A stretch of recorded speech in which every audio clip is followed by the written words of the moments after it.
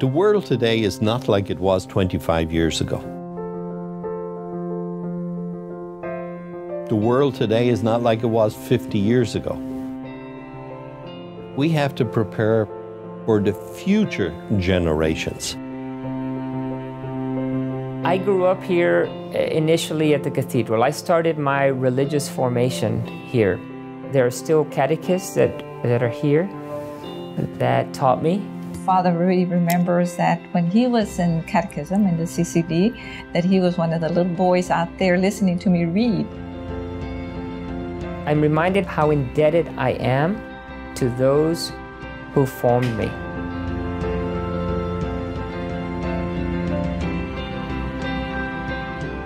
I escaped from the communist Vietnam in 1986, and I recognized that grace. I'm free to serve God and His people. And if you visit many Vietnamese Catholic parishes, you will see that we do a lot of service for our people back in Vietnam. My parents and my siblings are still in Vietnam. And we still pray and we still fight for religion freedom. In the 50s or 60s, there were lots of priests around, and they enjoyed going to the hospital, and even though the hospital was in their parish boundary, they served it and took care of it. But today, with these large parishes that we have, the pastors are too busy with one or two priests just taking care of their own parish.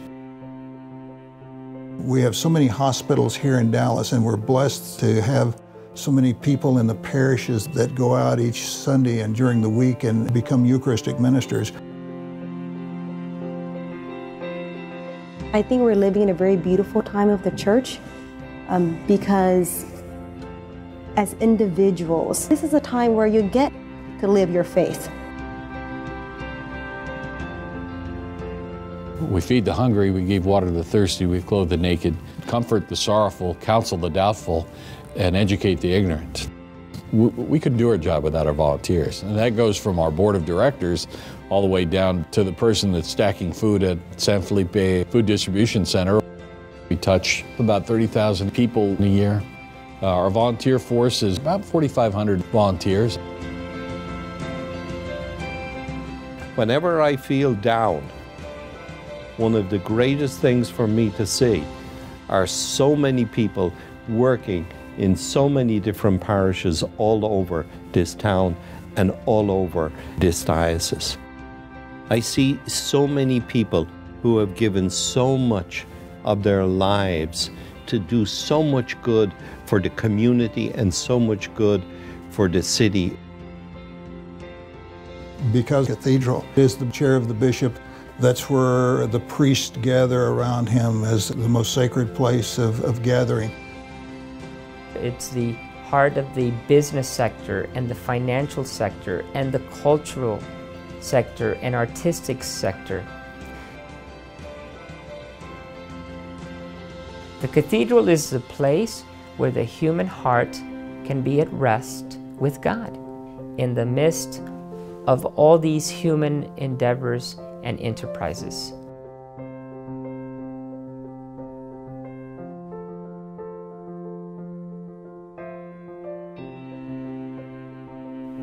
Six years ago, when I was faced with a seminary that had so few students in it that it needed to close, truly. Today, that seminary is full. We are a growing community. We need to prepare the future leaders of our church. I was born and raised in Rockwall, Texas. My family's still there. My brothers, they don't push me away from it, you know. They don't sit there and go, "You're not a priest, Mark." In fact, they do the exact opposite. They actually make fun of what I will be like a priest. They have the misinterpretation that every priest is heavy set, you know? And so every time I come home, they're looking at me like, "Mark, did you put on weight? I think you put on weight, Mark. I think you did."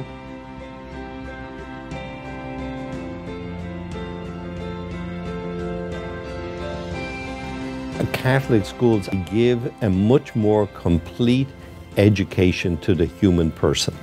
The human person is a soul. I am originally from Hidalgo, Mexico. We had a neighbor who worked at St. Cecilia. That's how I got introduced into the Catholic school system here in Dallas. I came in not knowing any English. I graduated from St. Cecilia as valedictorian of my class and was granted a scholarship here at Bishop Dunn. It was here that I met Patrick O'Sullivan. When I told him at first that I wanted to go to Notre Dame, he was like, "You're gonna go to Notre Dame." One of the reasons that I became a teacher myself is that motivation, that love, that passion that my teachers had to help me. I really respect my teachers. While they're helping me and strengthen my faith, I can help them more because they're encouraging me. So it's kind of like a mutual relationship. What I hope for my students is that they can achieve their dream. I actually want to play in the NFL when I grow up. I like being physical and the brotherhood that I have with my teammates. I don't give myself credit for everything that I've accomplished, that everybody is able to see, the hard work and sacrifice that my parents made. Me knowing who I am is being able to realize and always understand where I came from. To see so many families hungering for Christ and wanting the faith for their children means so much to me. To see them grow up in an environment that is happy and healthy and holy, and wanting them to recognize their great dignity as sons and daughters of God, especially for our people who sometimes question their worth, they doubt their dignity, and to come to the church and to know that they have the highest dignity imaginable. I'm a son of God. I'm a daughter of God.